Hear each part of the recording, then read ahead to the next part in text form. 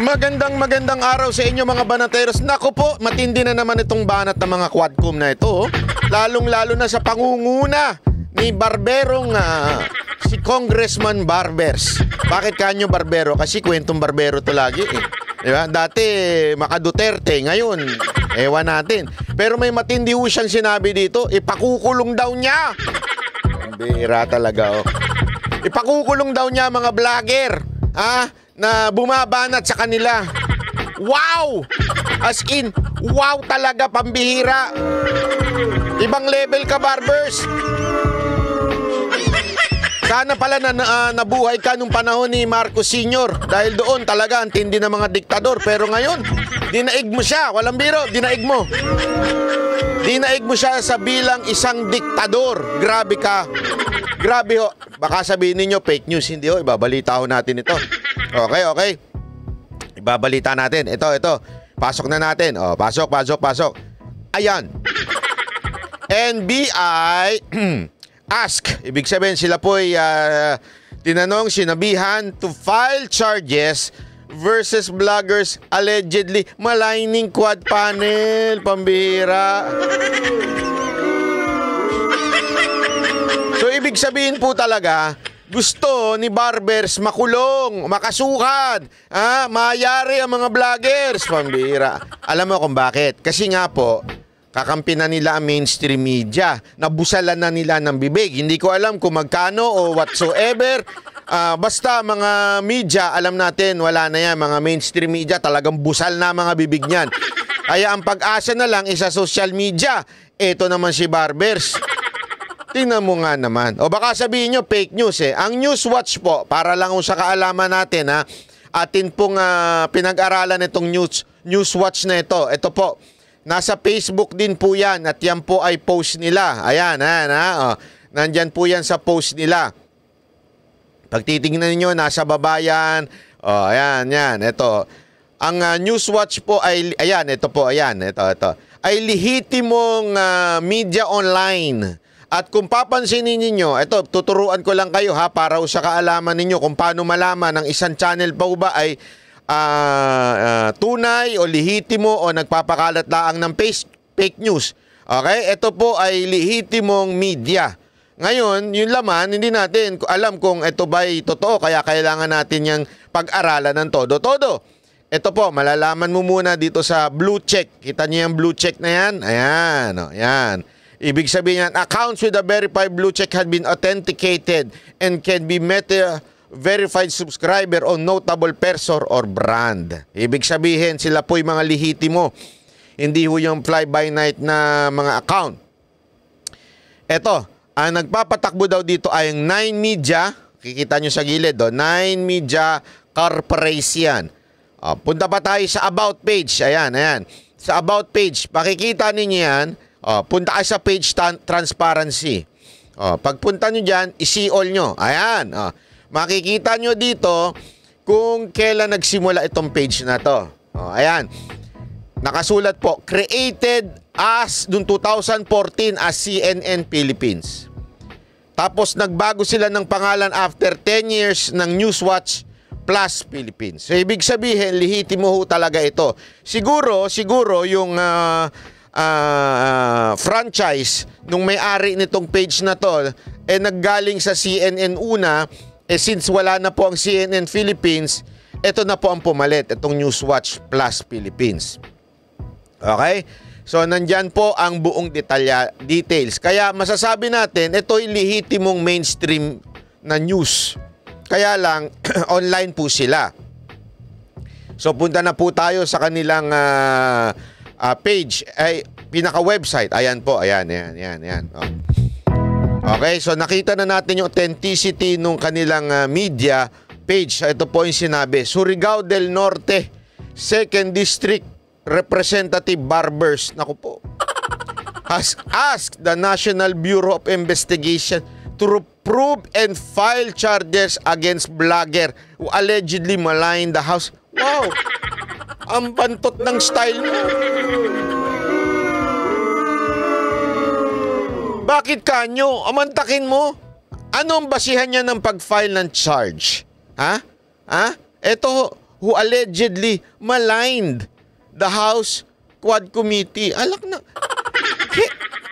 Kailan pa po naging bawal ho yan? I mean, sandali.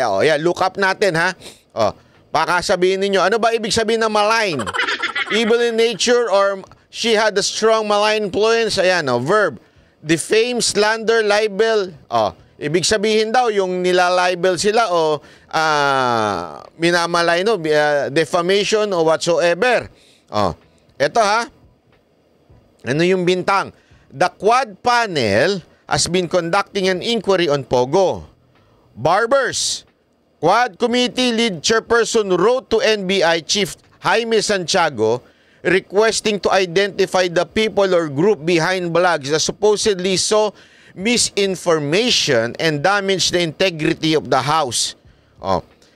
The congressman also asked to preserve digital evidence in relation to the blogs.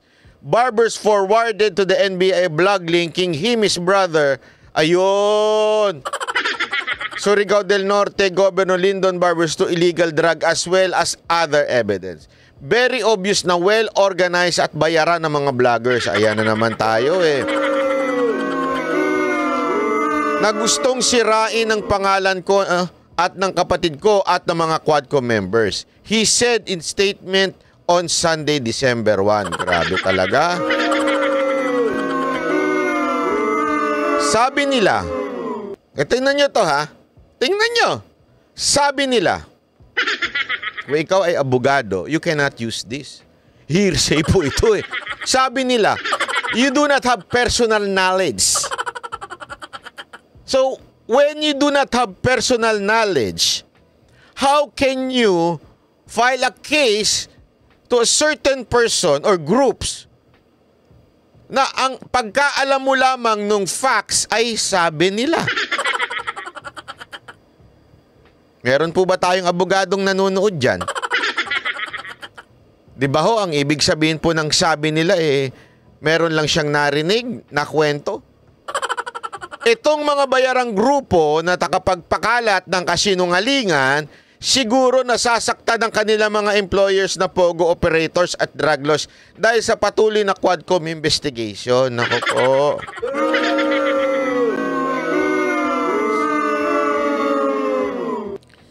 Alam mo, Honorable Your Chair, Mr. Barbers.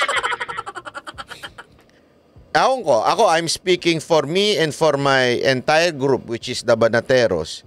Nasasaktan kami hindi dahil sa Pogo. Wala kaming pakialam. As a matter of fact, we are against Pogo. Any form of gambling or online gambling, whether it is Pogo or Filipino-run company, we are against gambling. Okay? At definitely, we are against any form of promoting drugs. Kaya nga ho kami may hamon na magpa-drug test po lahat ang mga nag-iimbestiga ng dito sa drug test. Di ba? Dito sa nag-iimbita sa EJK Kuno, sa mga drug lord, hinahamon namin ng drug test. Because we are against. As a matter of fact, meron nga din kaming mga kasamahan na sinasabi gusto nila death penalty sa mga drug lords, di ba? Galit kami dyan. Nasasaktan kami dahil idinadawit nyo ang mga Duterte, partikular si Pangulong Duterte, maging si BP Sara Duterte, maging sila Senator Bongo, maging sila Senator Bato, in Pogo o di kaya doon sa hinahayaan ninyo ang kasinungalingan ni Trillanes na parang ang dating ang pinakapinuno ng mga drug lord at sinasabi ni Trillanes paulit-ulit na ang mga Duterte tinanggal lang yung mga kalaban na drug lord para yung kanilang grupo ang makapasok. Di ba ho? Doon kami nasasaktan kasi meron tayong isang pangulo na ibinigay ang buhay hanggang ngayon handang makulong dahil nilabanan ang drugs sa ating bansa. Doon kami nasasaktan. Dahil ito isang matinong tao, as a matter of fact, Mr. Chair, pinuri nyo pa si Pangulong Duterte noon sa war on drugs. And that is televised. That is, nasa media po yan.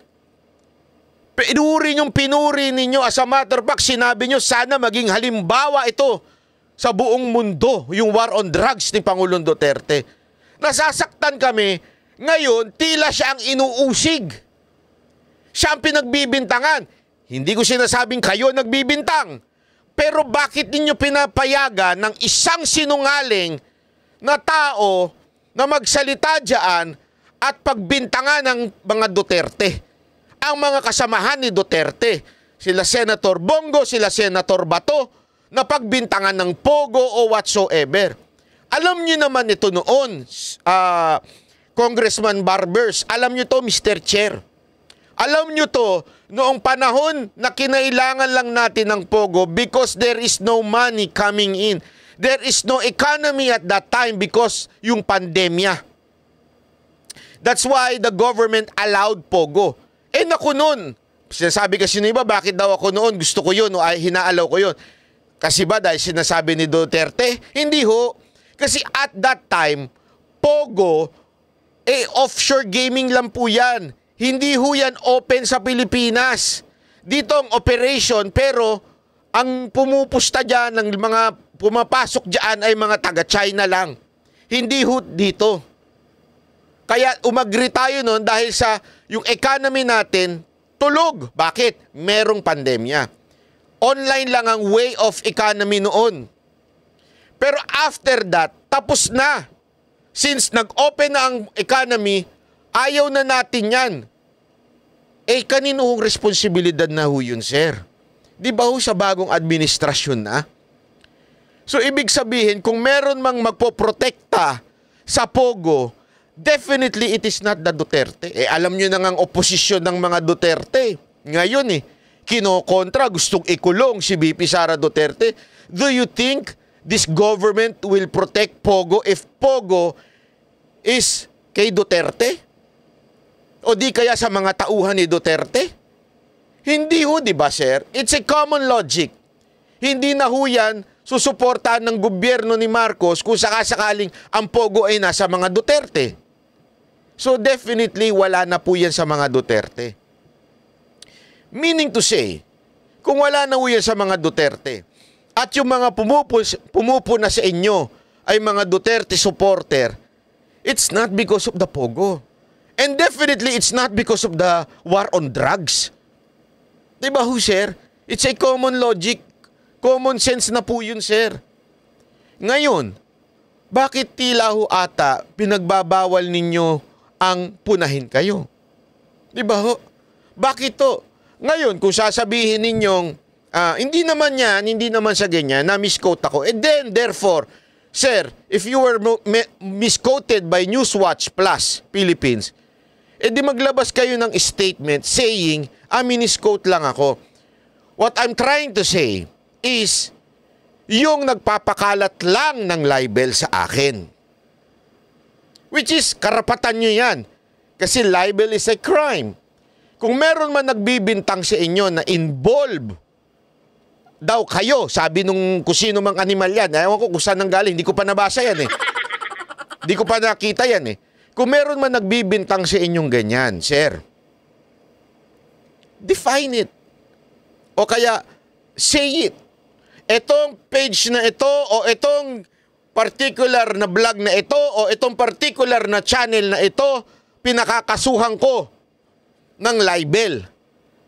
Huwag ho pang kalahatan. Kasi ang ginagawa nyo po, ang epekto ng pangkalahatang sinasabi ninyo, ay fear and illegal in a way because it is not on our Constitution. It is against our Constitution, which is the freedom of speech. Naintindihan niyo ibig ko sabihin, sir? Do not use the word bloggers lang na parang generic. Kung sino man ang kumontra sa amin, manira sa aming Quadcom. Unless nga na sinasabi nyo that you were just misquoted by Newswatch. Di ba po? Yun, okay. I-correct ninyo ang Newswatch. Pero dito kasi ang dating, sir, sa title pa lang yun, to file charges versus vloggers allegedly maligning quad panel. Para nyo nang sinasabi na bawal kayong punahin. Ipaalala ko lang po, sir. Ipaalala ko lamang po, sir, itong Bill of Rights. Ito, paulit-ulit po natin itong sinasabi. Maganda po itong kaya mag-download po kayo ng Google Chrome kasi dito meron ng summary. At itong summary nila ay meron pong mga link kung saan. Halimbawa, itong AI overview. O, di ba? Ito ata yung sinasabi ni Dan Fernandez. Google nyo lang. Hindi nyo na kailangan ng abogado. Wala siyang ganun. Wala naman ganun. Walang ganun. Gago ka talaga. Gago! May nabasa lang kasi ako ito si Congressman Google. Anyway, sabi dito, Article 3 of Philippine Constitution is the Bill of Rights. Yan po ang titulo niyan. Ito yung pinoprotektahan niyan. Life, liberty, and property. Ibig sabihin, no one can be deprived of this without due process. That's why every time I go to a rally, I always say this. What we are asking, hindi nyo i-absuelto si VP Sara Duterte ng ganun-ganun lang. Hindi ko sinasabing i-absuelto nyo si Pangulong Duterte ng ganun-ganun lang. Ang sinasabi natin, it is the due process. Ano ang due process? Tamang proseso. Due process of law. Anong ibig sabihin po ng due process of law? Simpleng-simple. Kung ang isang tao iniimbestigahan, dapat dalhin sa tamang forum. Quadcom is not the right forum para imbestigahan ng tao. The Quadcom or the House of Representative is for aid of legislation, hindi in aid of investigation. So, hindi ho tamang proseso na mag-aakusa kayo, magko-condemn kayo ng isang tao dyan sa loob ng Quadcom. Dali natin sa tamang proseso. Kaya nga paulit-ulit sinasabi ni Pangulong Duterte, kung sa tingin ninyo may nilabag akong batas, abay, magdemanda na kayo. Ang tagal naman. Paulit-ulit niya sinasabi, ang tagal naman. Demanda nyo na ako. Paulit ICC, ang tagal naman. Paulit-ulit niya sinasabi yan. Di ba ho? Kasi nga, yan ang due process of law. You are not in aid of investigation. You are in aid of legislation. That's why Congressman Marcoleta is keep on asking you this question. What is the proposed law o what is yung bill na gusto ninyong maging batas kaya nyo ginagawa yung investigation? Dapat mauna daw yun. Ang ginagawa daw ninyo ngayon, inuuna nyo yung in aid of legislation hearing ninyo bago kayo magbalangkas ng batas. Hindi ho, dapat daw ang proseso, meron kayong batas na pinopropose. Magkakayong kayo ng in aid of legislation para alamin from the resource person, not the condemned person or the accused na mga tao, pero resources o resource person, tapos i-amend nyo yung proposed bill. Dapat ganun ang proseso. Sir, yun nga ang tinatanong ni Congressman Marcoleta. Asa na yun? Wala. Second, freedom of speech and expression and the press. No law can abridge these freedoms. Ibig sabihin, walang batas na pwedeng gawin na lalabanan ang freedom of speech, expression, and the press. Kaya nga po kami nagtataka Kahit po kami ay parte na ng mainstream dahil SMNI anchor po kami, parte po kami ng press. Lehitimong press. Ganun pa rin po ang sasakal ninyo sa karapatan ng ilang mga anchor ng SMNI. Kasama na dyan si Ka Eric, si Loren Badoy, ang Banateros. Di ba ho? Kami yun nga, eto, ultimo nga pinuno namin na hindi naman nag-a-appear dyan. Yung pinuno ng SMNI ay kinasuhan pa ng isang mambabatas. Yun nga, medyo may tama yung mambabatas na yun. Hindi ko lang sasabihin kung sino yun.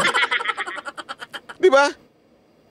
Walang batas, ika nga, ang pwedeng humarang sa kalayaan ng sino man. Actually, pangkalahado ano ito eh.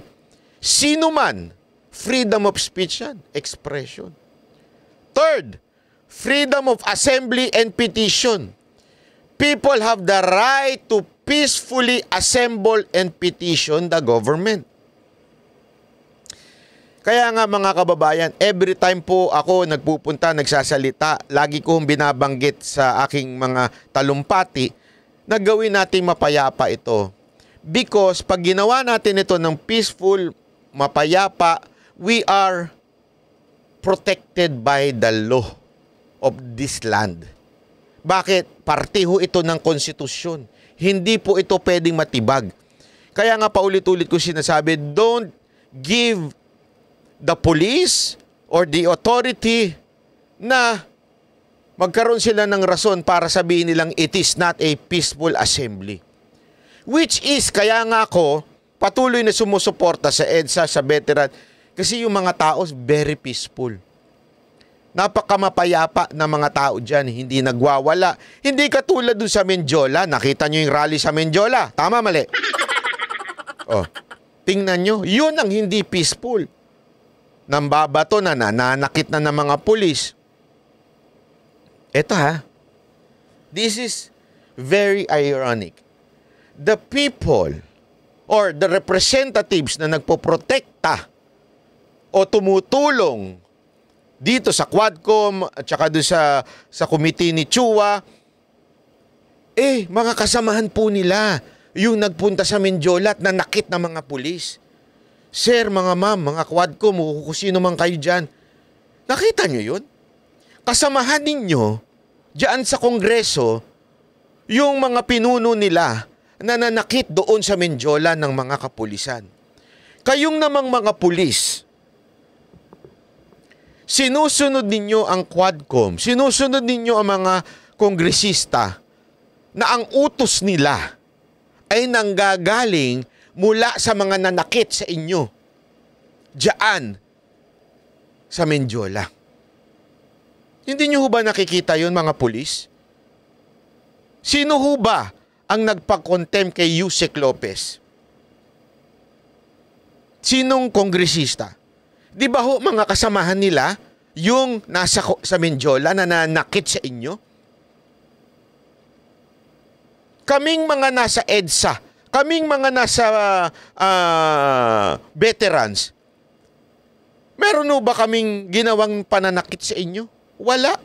Peaceful. Actually, pinapakain pa nga yung iba sa inyo eh. Katulad ng mapayapang nagrally noon sa KOJC, pinapakain pa kayo. Walang ano doon. Huwag nyo lang lulusubin at talagang sasaktan. Eh, siyempre, hindi naman po papayag yung mga nagrarally po.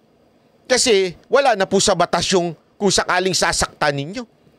Pero kita naman ninyo ang payapa. Kaya nga, we still protected by the Constitution. Kaya yun din ang panawagan kong paulit-ulit sa mga nagrarally. Gawin lamang po nating mapayapa. Ito mga susunod po, ayan o, freedom of religion. Alam na po natin yan, no? Law can establish a religion or prohibit the free exercise of religion. Ito, meron lang akong ano dito, ha? Ayan. Ito, sabi nga dito, this inviolable except upon a lawful court order or when public safety order requires it. Privacy of communication and correspondence. Right to clean environment. The state must protect and advance the people's right to healthy ecology. Right to property. The private property cannot be taken for public use without just compensation. Mga kaibigan, panawagan lamang po natin yung sa mga nasa EDSA. Kasi ho, yung EDSA mismo, yung simbahan, they are claiming na it is a private owned by the Catholic Church. Wag po natin puwersahin. Kasi ho, privacy, private protected po yun. Kaya, di ba, pinipigilan yung iba sa atin unless payagan kayo. Kaya nga ako, okay yung ginagawa na nasa likod yung sa likod. Siguro pumayag yung Robinsons na yon. Wag ho natin gagawin. Tandaan po natin yan, pag private property, wag ho natin papasukin. Kasi magkakaroon ng dahilan ang pulis na i-disperse kayo. Wag ho tayo makikinig sa mga nag-uudyok sa atin na pasukin ang isang bagay, lalong-lalo na kung hindi natin alam whether it is private or public. Bakit? Bibigyan nyo ng dahilan ang authority, particular ang pulis, para i-disperse kayo. Kasi may karapatan yung owner ng private property na yon. Kaya nga, paulit-ulit natin sinasabi ito. Pag-aralan natin ng maigi ang batas para ang lahat ng bagay na galaw natin ay nasa batas. Nasa batas ang tayo'y magreklamo sa gobyerno. Nasa batas na tayo'y punahin ang ating mga public official. Nasa batas ang tayo'y magtipon-tipon ng mapayapa. Nasa batas po yan. Pero ang mag-occupy ng private property, against the law na po yan. At may karapatan ang authority, lalong-lalo na yung may-ari, na itaboy po tayo. Kaya alamin po natin na maigi ang batas. Okay po? Sa mga kababayan natin, kami pong Banateros, kami po ay kasama ninyo. Lagi, as long as we abide by the law and constitution. Ayaw natin ang rebellion, ayaw natin ng kudita, hindi lang dahil sa ayaw ni Pangulong Duterte yan, ayaw po yan ng ating konstitusyon. Labag po yan sa ating konstitusyon. Kaya nga ako po'y nagtataka dito kay Barbers. Bakit tila inaapakan niya ang konstitusyon natin na pumuna sa gobyerno, pumuna sa mga public official, na particular dito yung Quadcom. Ngayon, Barbers, Chairman, Congressman, Honorable, kung sa tingin ninyo merong nagla-libel sa inyo na group or page or channel, pangalanan ninyo. Kasi nadadamay po ang lahat ng vloggers na nagiging against sa inyo. Di ba po? Kung sa tingin ninyo meron kayong nakitang page, na may nakita kayong channel, pangalanan ninyo. Kasi nakasulat naman po dyan eh. I mean, nakasulat po lahat kung sino-sino yung mga pwede nyo hingin sa Facebook. Siyempre, kayo po ay mga kongresista. Kung sino po ba yung mga channel na yun, page na yun. Hindi yung sasabihin nyo na vloggers, bayaran na yung mga paid trolls. Hindi ho lahat. Kasi ho, ang dating ho nito, Mr. Chairman, Honorable, Barbers, parang against kayo doon sa freedom of speech. Nililinaw lamang po natin, sir. Tinatama lamang po natin yung inyong sinasabi. Tinatama lamang po natin itong balita na ito. Kasi hindi ho magandang pakinggan na ipakukulog ninyo yung mga vloggers na minamalain o sabihin na natin pinupuda ang Quadcom. Ganun yung ang dating yan, sir. Di ba po? So sana lang po ay ayusin nyo yung statement ninyo, ha? Kasi kongresista pa naman kayo eh. Tapos yung statement ninyo parang pang diktador. Di ba ho? Tama mali mga kababayan. Di ba? Ganyan no ang dating yan eh. Parang ipakukulong ninyo lahat ng mga nagsasalita laban sa Quadcom. Ano to? Dinaig nyo pa yung panahon ng martial law. Kung ganyan. Di ba ho? Wala pang martial law yan. Isipin nyo kung may martial law na. Ay wala na. Baka mismong mismong itong social media ay pasarado na. 'Di ba ho? Ganyan sila kasi hindi ko maintindihan eh. Nung panahon ni Pangulong Duterte, doon talaga kaliwat kanan ng banat ng mga pinklawan. Pero kahit kailan noon never sinabi ni Pangulong Duterte na ipakukulong niya. 'Di ba? As a matter of fact, ang sabi niya nga noon kahit ikaw ay against sa kanya, he will protect your right. He will protect your right. Talagang niya. Bakit ngayon nagkaganyan kayo? Bakit to? 'Di ba kayo po ay tinatawag na public servant, kayo po supposedly ang nagsisilbi sa taong bayan. When you say servanthood, yan po ay complete opposite ng king. Parang ang dating nyo kasi dito, hari na kayo. Naalala ko nga di ba, yung panoorin niyo yung mga lumang mga documentary o movie o kahit nga mga ano lang, mga alam mo yung mga kwento-kwento lang noon na di ba pag sinabi mong king, kung ano man ang sabihin ng king, yun ang batas. O kaya ng emperor, may pananood ako ngayon, yung kay drama. Yung emperor, sabi niya, every time na may batas kasi silang sinusunod Tapos sabi nung isa, that is against the law. Sabi niya, I am the emperor. I am the law. Whatever I say is the law. Ganon Ang emperor, ganon din ang king, ang dating. Sir, parang ganon ang asal natin pagka ganyan ang sasabihin ninyo. Di ba po, sir? Ako, nag-ano lang naman ako ng saloobin ko. Pero mukha atang nawawala na ho kayo ng... kasi ito kung meron namang nagbanggit niyan, kahit ako, against ako dyan. Kaya nga ako, hindi ako mahilig sa kwento-kwento Yung grupo ko, lagi ko sinasabihan yan. Lagi kami nag-uusap-usap niyan. Asan ang ebidensya? Pag walang ebidensya, pag walang lumabas sa mainstream, huwag niyong talakayin. Dapat lumabas yan. O kung hindi kaya may lumabas, o kung wala man sa mainstream, meron kayong first-hand information na tatayo yung inyong sinasabi. Na magkiklaim yung sinasabi ninyo at yan paninindigan ng tao na yon. Kung wala, at kwento-kwento lang ng mga bubuit o ruho, sino man na nandyan, huwag ninyong paniniwalaan. Kasi delikado yan. Kami ganun kami. Bilang, kasi nga gusto nga namin iangat ang antas ng pagbabloging. Dapat doon lamang tayo sa totoo at may tunay na source. Hindi yung kwento-kwento lang. Kaya kami, maraming nagagalit sa amin dahil hindi kami minsan sumasang-ayon sa ilang mga kasamahan naming vloggers dahil kami po based on facts and evidence. Pag walang facts or evidence, layo po kami. Kaya nga sir, maganda para mas ma-differentiate. Hindi lang yung word vloggers, dapat sana sir, pangalanan ninyo. Etong channel na ito, pinapakasuhan namin. O itong page na ito, o itong vlogger na ito, pinapakasuhan namin. Hindi yung basta na lang vloggers. Kasi ang epekto niyan, tila takot sa mga vloggers. Parang gusto ninyong matakot yung mga vloggers magsalita. Kaya nga pinaliwanag natin.